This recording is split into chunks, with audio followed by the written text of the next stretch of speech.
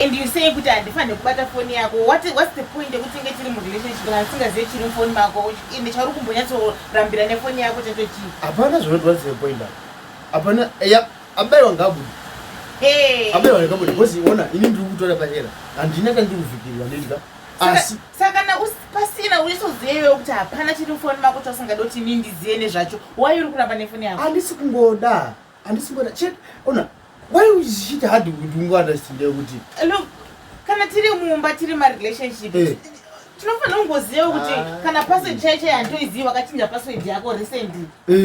The point inenge rechi. Kudhara kwesi ndarakambochinja. Izvezvi wambochinjire ichi chaizoita kuti uchinje password yako. Ufuchi ndaibata phone yako kumashure kwesokwe now from nowhere. Wakuti handidi kufana kubata phone yako. Zvakutanga ipo baba. Handisoda because ndakaona ndizvinonetsa because wakambonetseri phone yangu. Handione phone yangu. Ndine phone yangu but kana iri yako ndeyeduka. Phone yako ifoni yako, phone yangu ifoni yako. We used to do that all the time. Ndaimbozviita asi ndakatoona kuti haiwa. But inenge ndi reason yechi. I'm trying to understand it reason day. Apana zvakambarongeka. Amuna kana chinonzi chipomerwa. Kana wakatofunga uri pamwe magirlfriend kai. Handina ine news imba neni.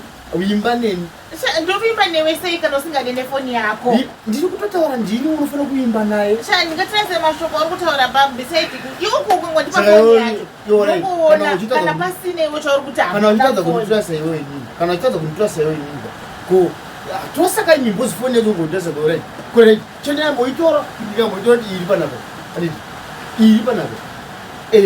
Auna saka watrasa phone. Ndikuvhura. Phone yako. Because wakachinjira pini pafoni pavhura phone yako ndiyo. Alright, iyo zvefoni yati. Wandipa phone but hainaka kuvhura phone. Ini ndakakuti handichakoda. Handitsada kutaura nezvo zvokuti munhu wangwana wakabata phone yangu. Unokoti uchikutsvera kwese. Uchikutsvaka kwese. Zvine basa rechi ndinge mabatira ndongeta phone yangu almost every time with my phone. Saka chiitakawo chakasiyana kuti ndike ndichibayo phone yangu ndichara phone yangu. Ndaenda ku WhatsApp, ndaenda ku Facebook, ndaenda ku Messenger, ku TikTok. Yo zvinobva wazoita manje. Zvakasiyana chii? Zvinobva wazoita iwe manje wanditi. Ndiwe wabata phone handiti. Ini ndakatogara usati ndachinozama kuda kuti uiteka. Unobva watondiwigira phone yangu yacho ndiri futi. Uyo kana ndine phone yako wai uri kuwa insecure kuti ndinge pa phone yako. Unobva wanyasa kuda kuchemera phone, kunyasa kuda kuona kuti iwe unotinga mune chini phone. You know what? Saka usina nefone yako. Ndafuna inzoka. Uyu dai zvaitonzi nditonyora ine mutemo ine guma nditi. Uyu ndo face rule. Andi mubhabheri zvonzi rudo kunyanya. Anditika ndo rule yangu yekutanga mumba muno. Kana chida zvemunomba usingadi kurambwa kana usingadi kunesana navanhu mumba anditika. Anditi better unyarare kana usingadi kurambwa nyarara usabvunza nezvefoni. Uyotiga zvakanaka murudo zvatangoita yangu. Don't touch it andidi. Alright, it's fine. No problem. Anditika. So awusubata phone yangu. Aniwe. Awusubata phone yangu. Uchagara nefoni yako indogara nefoni yangu anditi. Runda topa kai. Alright, apo. Kana if you say so it's fine. Angobata phone yomwe munhu akaonekwa ndikamuti wangwa chinoivhunza kuti phone ngari. It's okay, I'm not gonna ask. Ndoti yatumwa ngaidi. Ngaibuda aiwa ndizvo. Handitombona kana. Ndinenge chabvunza phone yako ere? Kana. Lesi zvakangonaka zvakadaro. Kondoidi phone yemunhu. Saka tutasekutudye kubane. Phone.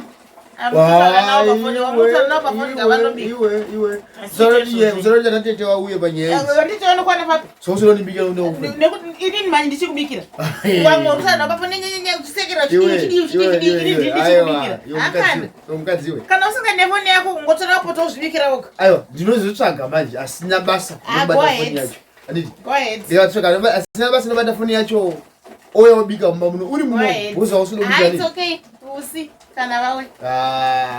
Ati matatu baba. Munhu anozvitemba no andinoda. Mangwana nini zvangu ndakatodini. Ndakatoya ndakandodya ndakatoguta. Bo, zvese bo. Mutamba nefoni yenyu. Ndozvigarira. It's fine. You not gonna touch my phone as well.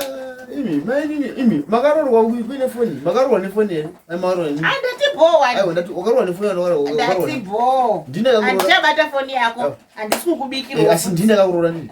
Bo. Ndine kakurora nini? Ndo wakarora bo. Kana zvidoti wo uti udo kuramba kuita zvinhu zvese kuda bofoni. Wangu. Ndati bo wani. Wangu famba uende kugara uzvibikire kana une nzara unoitamba. Izvi Wanenzara unoye kutamba shamwari. Zvinokurambisa izvi. Ingoita eka mukabvunza kune vamwe. Munoziya process. Alright. Munoziya process. Ndabonda daidza tete. Ko tete vanoita sei? Handiti munhu wakambofanira neni.